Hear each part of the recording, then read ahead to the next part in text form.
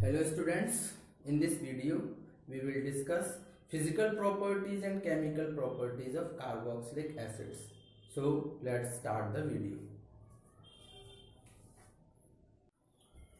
तो physical properties of carboxylic acids में इनका जो है boiling point, number first boiling point increase due to hydrogen bond, यानी कि इनका बॉइलिंग पॉइंट जो हाई होता है हाइड्रोजन बॉन्ड की वजह से, and more than aldehyde ketone and alcohols, और इनका जो बॉइलिंग पॉइंट है वो एल्डिहाइड कीटोन्स और अल्कोहल से भी ज्यादा है।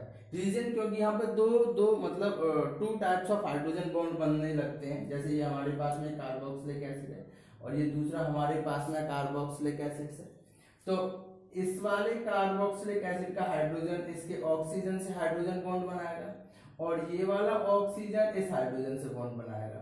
तो यहाँ पर ऑक्सीजन और हाइड्रोजन दोनों ही दूसरे कार्बोक्सिलिक एसिड के हाइड्रोजन बॉन्ड बनाते हैं, इसलिए इसका बॉइलिंग पॉइंट जो है वो काफी हाई रहता है। सेकंड आता है aliphatic carboxylic acids up to 9 carbon atoms are colourless, यानी कि जो भी हमारे पास में स्टार्टिंग के 9 कार्बोक्सिलिक एसिड्स हैं वो कलरलेस होते हैं। Colourless liquids at room temperature पर लिक्विड की फॉर्म होते हैं with unpleasant odour. The higher acids are wax like solids and are practically odourless due to their low motility. तो शुरू के 9 जो कार्बन है कार्बोक्सिलिक एसिड्स के वो कलरलेस हैं, अनप्लीजेंट उनका ऑर्डर होता है और लिक्विड में होते हैं रूम टेम्परेचर की फॉर्म में। लेकिन जैसे जैसे 9 से अब आप बढ़ते जाओगे तो एसिड्स वैक्स की फॉर्म में कन्वर्ट होते जाते हैं, वैक्स मोम टाइप में, ठीक है। और उनका जो है ऑर्डरलेस, उसमें कोई स्मेल नहीं आती है और उनकी रिएक्टिविटी कम होने की वजह से, लो वोटेलिटी की वजह से इनका जो है स्मेल भी कम होती जाती है और सॉलिड्स में जो है कन्वर्ट होने लगते हैं। Third is started 4 carbon compound soluble in water, यानी कि शुरुआत के जो 4 कार्बोक्सिलिक एसिड्स के कंपाउंड है वो पानी में सॉल्युबल हैं, but as increase the carbon chain solubility decrease, लेकिन जैसे जैसे जो है कार्बन चेन बढ़ती चलती है सॉल्युबिलिटी वैसे ही घटती चलती है, ठीक।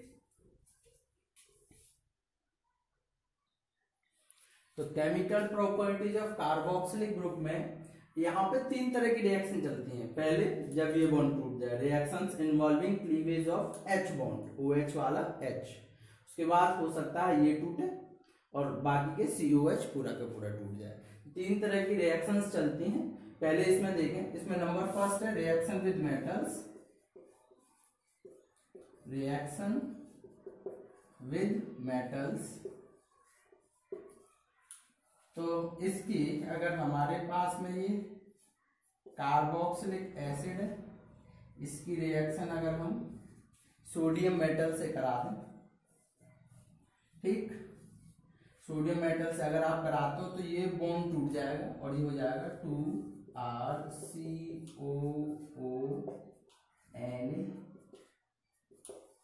सोडियम एल्कोक्साइड, और हाइड्रोजन गैस रिलीज हो जाएगी, ठीक। सेकंड आपका आता है रिएक्शन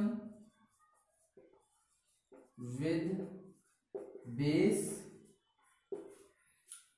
ये हमारे पास में एक एसिड है कार्बोक्सिलिक एसिड और इसकी रिएक्शन हम बेस से करा रहे हैं। तो आपको पता अगर एसिड की बेस से रिएक्शन कराते हैं तो सॉल्ट बनता है, तो यही वही रिएक्शन COOH, इसकी KOH के साथ में रिएक्शन ये हो जाएगा RCOOK पॉजिटिव नेगेटिव और के यहाँ आ गया, ये H और ये OH वाटर मॉलिक्यूल बाहर निकल गया।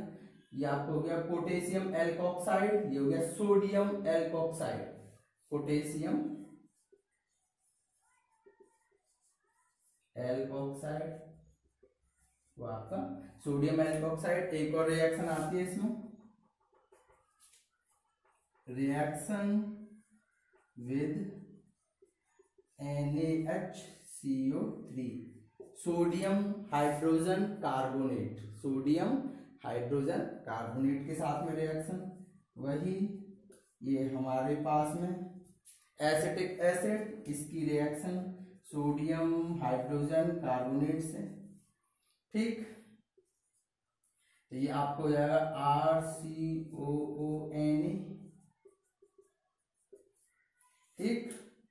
और यहां से कार्बन डाइऑक्साइड गैस CO2 और H, यहां से H इसका O और ये H यानी कि वाटर मॉलिक्यूल H2O, ठीक है। तो ये 3 रिएक्शन थी जहां पर हमारे पास में ये वाला बॉन्ड टूटा, यानी कि बॉन्ड ये वाला टूट के Na, ये वाला टूट के K, ये वाला टूट के फिर से Na, बाकी के कंपाउंड उसी तरह से आपके अरेंज हो जाते हैं। Okay,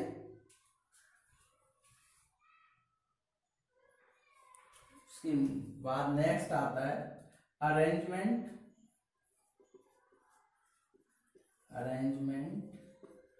the acidity of carboxylic group.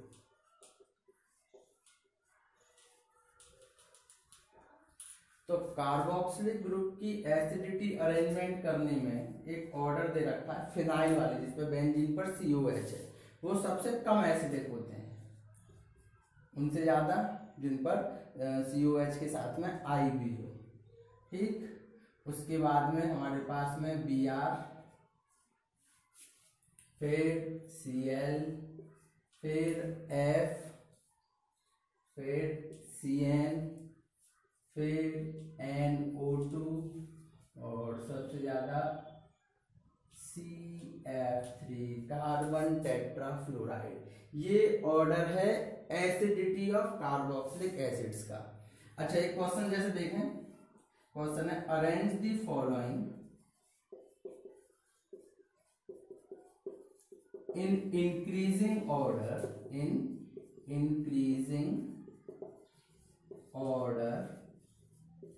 of acidity। तो हमारे पास में ये पहला दे रखा है, ये COOH और OCH3, ये फर्स्ट। उसके बाद एक हमें सिंपल COOH दे रखा है, एक हमारे पास में COOH और Br दे रखा है, और एक दे रखा है हमारे पास में COOH और नाइट्रो, ठीक। अब हमें इन्हें जो है एसिडिटी के बढ़ते हुए अरेंजमेंट में मतलब इंक्रीजिंग ऑर्डर में अरेंज करना है। तो यहाँ पे हमारे पास में सिंपल बेंजोइक एसिड है, यहाँ पे Br दे रखा है, NO2 दे रखा है, और ये OCH3। तो एक चीज ध्यान रखें कि मिथाइल रेडिकल जो है इलेक्ट्रॉन रिलीजिंग ग्रुप है।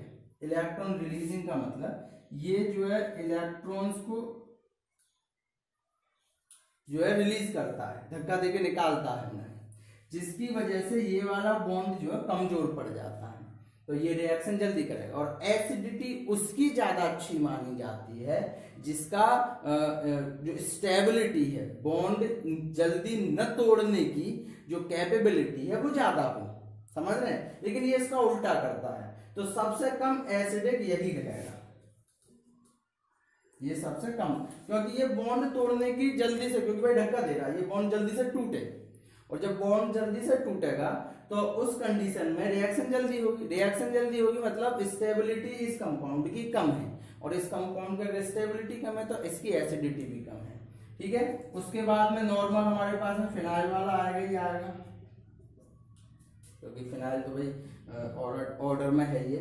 उसके बाद में फिनाइल के बाद Br वाला आता है, ये आपका थर्ड। और सबसे ज्यादा नाइट्रो वाला, नाइट्रो जो इलेक्ट्रॉन विड्रॉइंग ग्रुप है, ये अपनी ओर खींचता है इलेक्ट्रॉन्स को, अपनी ओर इलेक्ट्रॉन्स खींचेगा तो वहां से ये बॉन्ड लेंथ कम हो जाएगी तो इसकी रिएक्टिविटी घट जाएगी, स्टेबिलिटी ज्यादा हो जाएगी, रिएक्टिविटी घट जाएगी, स्टेबिलिटी ज्यादा हो जाएगी, जिसकी वजह से ये जल्दी रिएक्शन नहीं कर पाएगा और इसकी जो है एसिडिटी जो है इंक्रीज हो जाएगी। तो सबसे ज्यादा ये,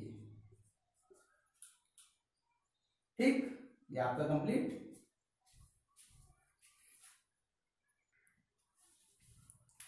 नेक्स्ट आती है रिएक्शंस इन्वॉल्विंग ऑफ OH। यानी कि अब तक तो हमने किया था कि केवल ये H वाला बॉन्ड टूट रहा था, अब वो रिएक्शन जिसमें OH बॉन्ड जो है क्लीवेज हो, reaction involving cleavage of, reaction involving cleavage of COOH। ठीक, तो इसमें फर्स्ट है फॉर्मेशन ऑफ एनहाइड्राइड्स।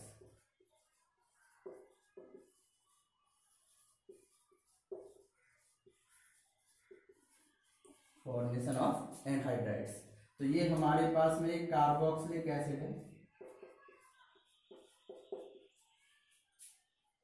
इसकी एक दूसरे कार्बोक्सिलिक एसिड के साथ में रिएक्शन करा दें। यहां से इसे कुछ उल्टा लिख रहे हैं, ठीक, in presence of H2SO4 sulphuric acid की प्रेजेंस में और P2O5 के साथ में इसे जो है कर दें, तो होगा क्या, मेन चीज यहां से, क्योंकि हमें बॉन्ड तो OH वाला तोड़ना है, तो यहां से तो टूट जाएगा OH और वहां से टूट जाएगा H, यानी कि वाटर मॉलिक्यूल आपका अलग हो जाएगा। तो बचेगा क्या, ये RC डबल बॉन्ड हो ये वाला, उसके बाद में ये वाला O और उसके बाद में C डबल बॉन्ड O और रह क्या गया वाटर मॉलिक्यूल।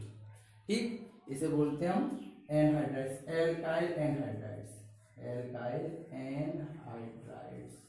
बहुत सारी रिएक्शन आई है इसमें, एसिडिक एनहाइड्राइड से रिएक्शन कुछ इस तरह से, तो ये ध्यान रखें, ठीक है। उसके बाद दूसरा एस्टरिफिकेशन या फॉर्मेशन ऑफ एस्टर्स, ब्रैकेट में डालना है एस्टरिफिकेशन आपकी 10th में भी रिएक्शन है, 11th में भी रिएक्शन है। तो एल्कोहल की रिएक्शन करानी है हमारे पास में, ये RC double bond O single bond OH carboxylic acid की रिएक्शन एल्कोहल के साथ में इस तरह से, ठीक, इसे हम डालने O और H, आप R डैश की जगह पे CH3 या C2H5 जो भी आपकी इच्छा हो आप लिख सकते हैं, ये तो फॉर्मेशन के ऊपर है। तो यहाँ पे जो है H2SO4 की प्रेजेंस में कंसंट्रेटेड, तो होगा क्या, यहाँ से हमारे पास में जी क्योंकि हमारा रिएक्शन तो वही चलेगी, यहाँ से OH गया और यहाँ से गया H, यहाँ से OH गया और यहाँ से गया H, तो यहाँ से ये रिएक्शन हमारे पास में RC double bond O single bond O R dash और वाटर मॉलिक्यूल अलग, ठीक। तो ये आपका हो गया एस्टर। एस्टर्स जो है ज़्यादातर परफ्यूम बनाने में, क्योंकि इनकी स्मेल अच्छी होती है, तो एस्टर्स जो है अगरबत्तियों में भी, धूप बत्तियों में भी डाले जाते हैं, परफ्यूम्स बनाने में भी काम आते हैं, ठीक है। इसका मैकेनिज्म भी है, मैकेनिज्म और देख लें, ठीक है। इसका एक मैकेनिज्म है, वो है mechanism of esterification reaction, mechanism of esterification reaction. इसमें आता है step first, protonation of carbonyl oxygen atom, carbonyl oxygen atom. तो ये हमारे पास में एक कार्बोक्सिलिक एसिड है, ठीक। अब हमें पता है कि जब हम एसिडिफिकेशन रिएक्शन कराते हैं तब कार्बोक्सिलिक एसिड की रिएक्शन जो है हम अल्कोहल से कराते हैं in presence of sulphuric acid. तो सल्फ्यूरिक एसिड का H पॉजिटिव चार्ज जो है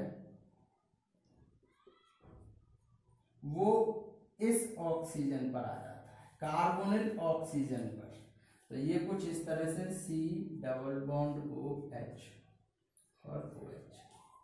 अब हमें एक और चीज की जानकारी रहनी चाहिए कि अगर कोई भी एलिमेंट अपनी कैपेसिटी से ज्यादा बॉन्ड बनाता है तो उस पर क्या आ जाता है पॉजिटिव चार्ज। ऑक्सीजन बनाता है 2 बॉन्ड बना रहा है 3, तो इसका आगे पॉजिटिव चार्ज, ठीक है। उसके बाद स्टेप सेकंड देखें, इसे आप प्रोटोनेटेड कार्बोक्सिलिक एसिड भी लिख सकते हो। स्टेप सेकंड में क्या होता है, यहां पे आपका न्यूक्लियोफिलिक एडिशन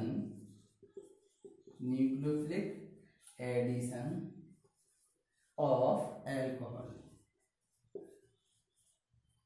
तो यहां पे हमारे पास में जो ये कार्बोनिल कंपाउंड है पॉजिटिव चार्ज, यहां पे OH,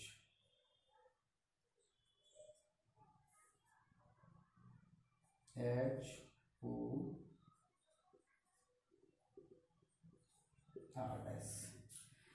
तो एल्कोहल के क्योंकि यहाँ पे पॉजिटिव चार्ज है तो ये वाला कार्बन इस पॉजिटिव चार्ज को न्यूट्रलाइज करने के लिए अपना एक इलेक्ट्रॉन दे देता है, यानी कि ये बॉन्ड तोड़ देता है, ये समझ लीजिए। तो इसे एक इलेक्ट्रॉन दे देता है और जब इसने इलेक्ट्रॉन दिया तो इस पे चार्ज कैसा आ जाएगा पॉजिटिव चार्ज। और इस पॉजिटिव चार्ज को न्यूट्रलाइज करने के लिए ये ऑक्सीजन के पेयरिंग इलेक्ट्रॉन्स यहाँ पर जो अटैचमेंट में आ जाते हैं। तो हमारे पास जो कंपाउंड आता है वो कुछ इस तरह से होता है, देखो ये OH, यहाँ पर ये इस वाले OH को मैं इधर लिख दे रहा हूँ OH, ठीक है। और ये पूरा का पूरा O, यहाँ R' और यहाँ H। अब इस वाले ऑक्सीजन ने इस कार्बन को न्यूट्रलाइज किया, लेकिन इस पे 2 बॉन्ड पहले से थे, एक और बन गया 3, तो चार्ज आ गया इस पे, ठीक। इसे बोलते हैं tetrahedral intermediate,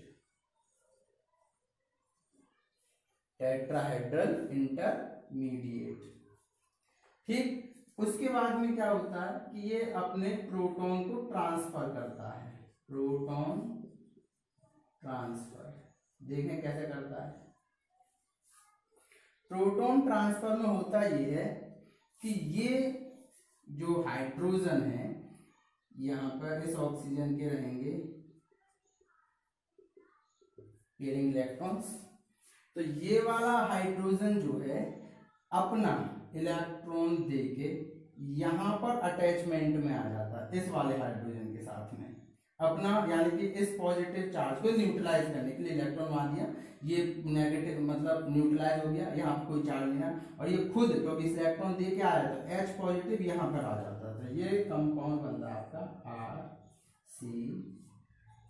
RCOH ORS OH H positive charge,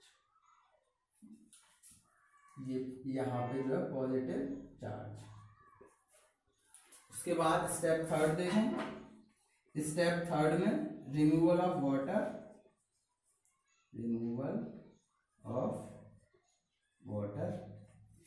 मतलब ये वाला जो वाटर मॉलिक्यूल था ये अपना अलग हो जाएगा, तो ये हो जाएगा RCOH ORS, यहाँ पे ये OH H और ये पॉजिटिव चार्ज, तो ये हट जाएगा। हटने के बाद में -H2 वाटर मॉलिक्यूल हटा, लेकिन अपना पॉजिटिव चार्ज इसे दे गया, ये यहाँ पे RCOH यहाँ ORS, ये अपना पॉजिटिव चार्ज यहाँ इसी तरीके और खुद वाटर मॉलिक्यूल अलग हो गया। अब इस पॉजिटिव चार्ज को न्यूट्रलाइज करने के लिए ये वाला ऑक्सीजन जो अपने इलेक्ट्रॉन्स ट्रांसफर कर देता है, पेयरिंग इलेक्ट्रॉन्स, तो ये बनता है आपका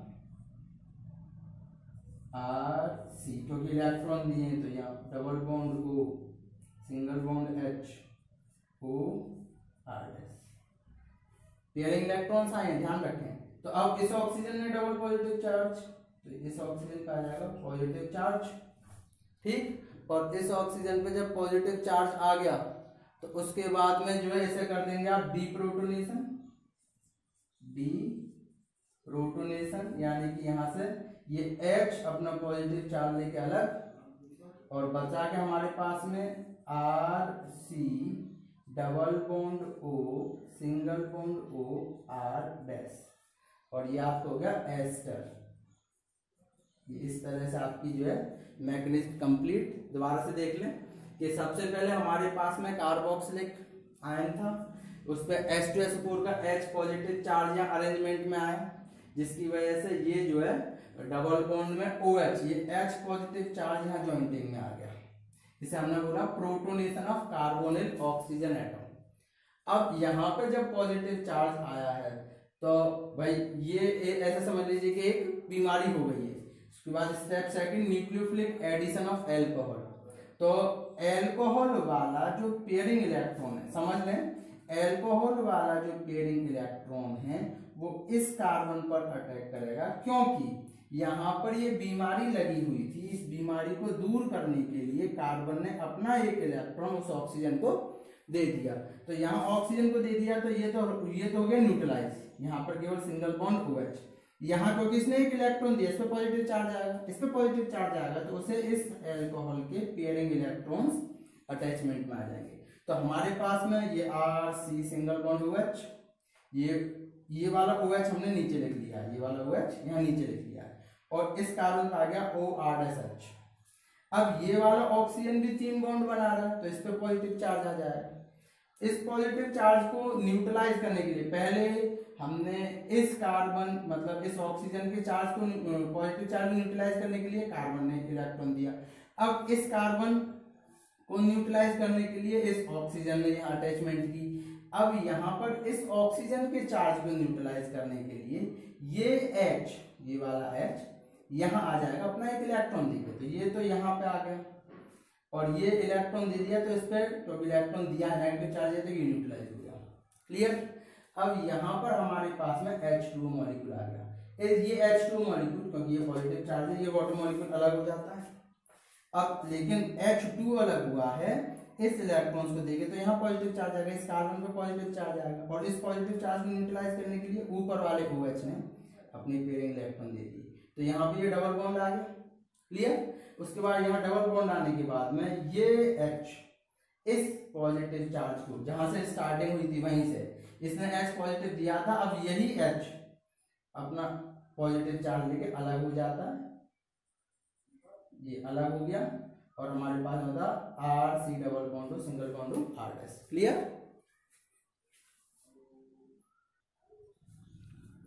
नेक्स्ट रिएक्शन है रिएक्शन विद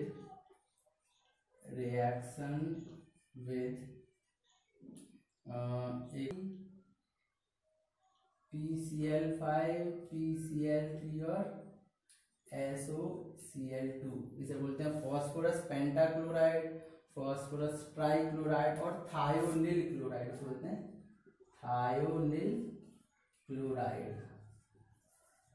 इस तरह से जो है रिएक्शन है। देखें तो फर्स्ट अगर हमारे पास में दे रखा है कार्बोक्सिलिक एसिड, उसकी PCl5 से रिएक्शन। सेकंड अगर हमें दे रखा है कार्बोक्सिलिक एसिड, उसकी PCl3 से रिएक्शन। और थर्ड अगर हमें दे रखा है कार्बोक्सिलिक एसिड और उसकी SOCl2 से रिएक्शन। तीनों ही रिएक्शंस में बॉन्ड तो यही टूटेगा, ये वाला ये वाला ये वाला। यहाँ बनता पहले RCOCl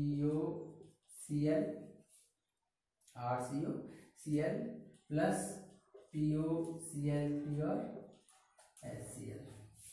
ये थ्राइस लगा दें तो थ्राइस ऑफ RCOCl और H3PO3, और यहाँ भी वही RCOCl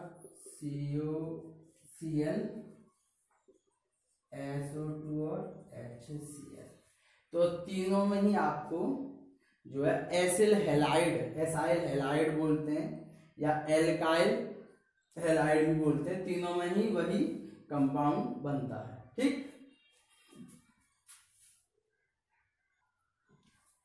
नेक्स्ट आती है reaction with ammonia, reaction with NH3।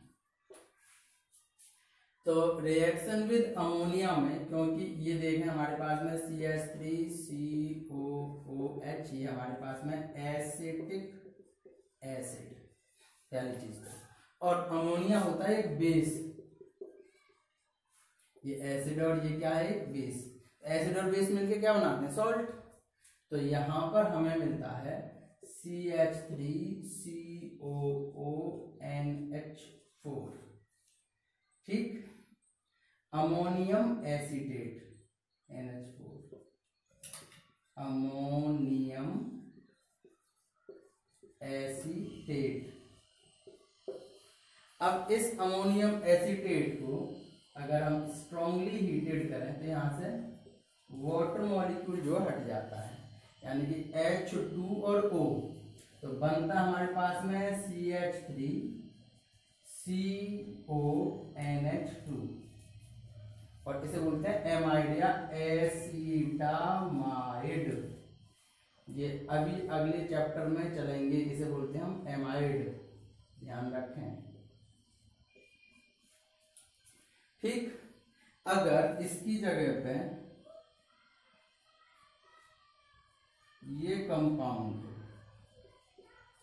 इसे बोलते हैं पिथैलिक एसिड, पिथैलिक एसिड, इसकी अगर हम अमोनिया या बेस से रिएक्शन कराते हैं तो वही जो ऊपर बना था वही बनेगा, हो जाएगा COONH4 पॉजिटिव, COONH4 पॉजिटिव। ठीक है, इसे आप बोलोगे ammonium phthalic acid, ammonium phthalic acid. Clear है? इसमें इसे आप हीट करेंगे, वाटर मॉलिक्यूल आप निकाल देंगे, ऊपर से भी और नीचे से भी, H2O ऊपर से भी और नीचे से भी, तो ये बनेगा CONH2, CO वही वाला NH2। ठीक, इसे बोलेंगे पिथैलामाइड, पिथैला, क्योंकि एमाइड बना है। और अगर इसे और स्ट्रांगली हीट कर दें, स्ट्रांगली हीटेड, इसे और स्ट्रांगली हीट कर दें तो इसमें से वाटर मॉलिक्यूल और निकाल दीजिए, यहाँ से NH2 और निकाल दो, ये बनता है C double bond O and H, C double bond O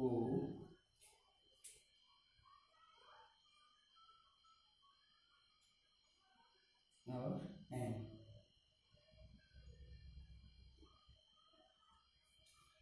ठीक, यानी कि 2 और 1 3, अमोनिया गैस और रिलीज हो जाती है, NH3 निकलता है और ये बन जाता है आपका पिथैलामाइड की जगह पिथैलीमाइड, इसे बोलते हैं पिथैलीमाइड।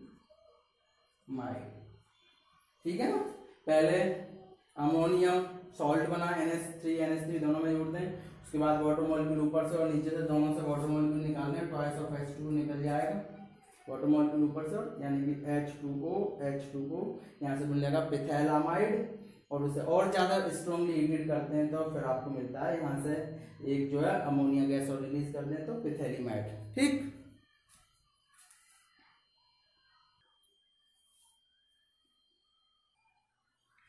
नेक्स्ट थर्ड जो पार्ट आता है वो आता है reactions reactions involving cleavage of COOH, ये पूरा का पूरा जो है आपका COOH जो है बॉन्ड टूट जाए। इसमें देखें number first reduction reaction, reduction reaction. तो रिडक्शन रिएक्शन हमारे पास में COOH, रिड्यूसिंग एजेंट आप यूज करेंगे LiAlH4 lithium aluminium hydride, sodium borohydride NaBH4 हमने कई बार करा रखे हैं, ठीक।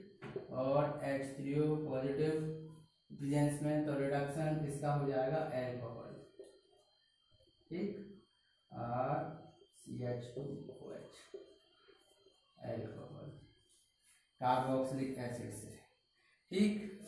दूसरा एक और आती है कॉल्वे इलेक्ट्रोलाइसिस प्रोसेस, कॉल्वे इलेक्ट्रोलाइसिस प्रोसेस, ये हमने 11th में रिएक्शन है इसका। तो RCOONA sodium ethanoic acid CH3CONA, ठीक है, या सोडियम कार्बोनिल एसिड RCONA की रिएक्शन सोडा लाइम से, सोडा लाइम होता है NaOH और कैल्शियम ऑक्साइड का मिश्रण कॉम्बिनेशन, इसे हीट करते हैं, इलेक्ट्रोलाइसिस करते हैं इसका।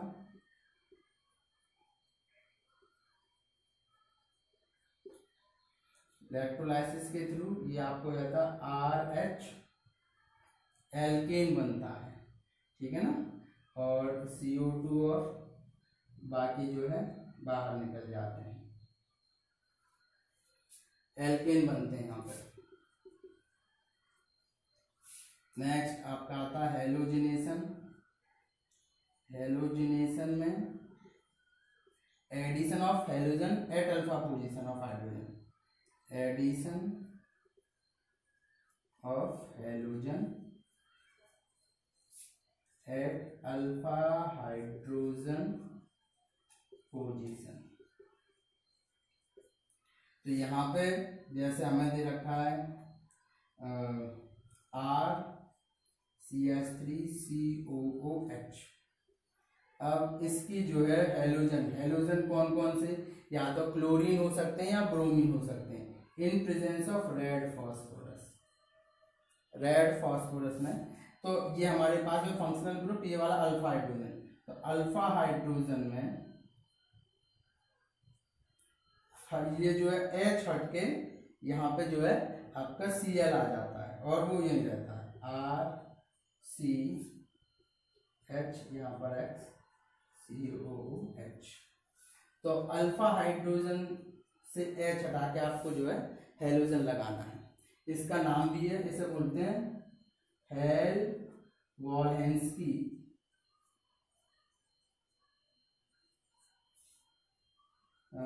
ऐसे ही नाम है इसका, रुको जरा भी बताता हूँ मैं।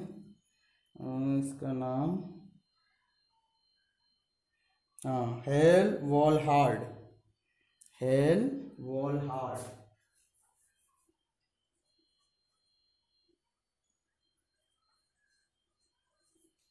हेल-वॉल्हार्ड ज़ेलिंस्की रिएक्शन,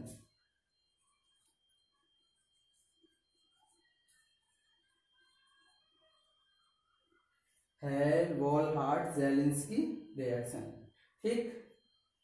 उसके बाद में कुछ रिएक्शन और है, रिंग सब्स्टिट्यूशन रिएक्शन,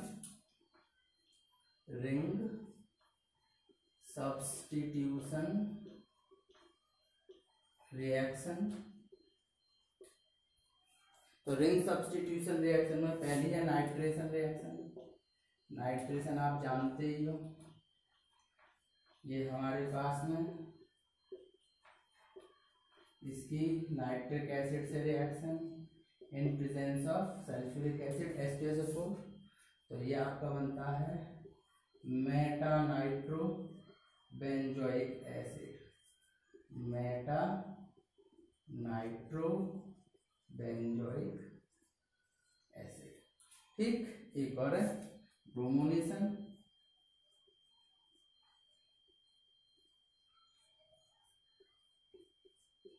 COOH, इसकी ब्रोमीन से reaction in presence of FeBr, iron की प्रेजेंस में ये रिएक्शन होती है FeBr3।